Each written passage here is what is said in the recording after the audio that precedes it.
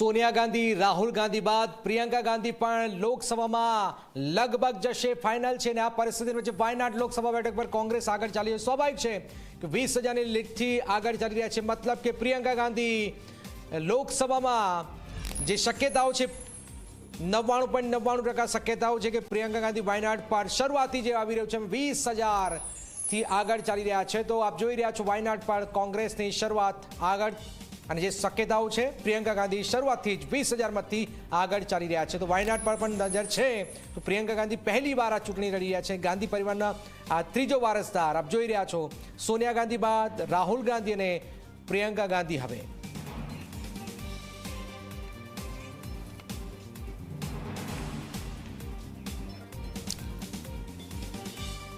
જેના પર નજર છે વાયનાડ પર પ્રિયંકા ગાંધી કેટલા મતથી જીતે છે એના પર પણ નજર છે કારણ કે પ્રિયંકા ગાંધી જ્યારે લોકસભામાં આવી રહ્યા છે પહેલી વાર આપ જુઓ કે પહેલી વાર તેઓ લોકસભામાં આવશે અને આખા દેશની નજર આ વાયનાડ પર છે તો આખરે શું થઈ રહ્યું છે જે આંકડો છે મહારાષ્ટ્રમાં 146 પર ભાજપ કોંગ્રેસ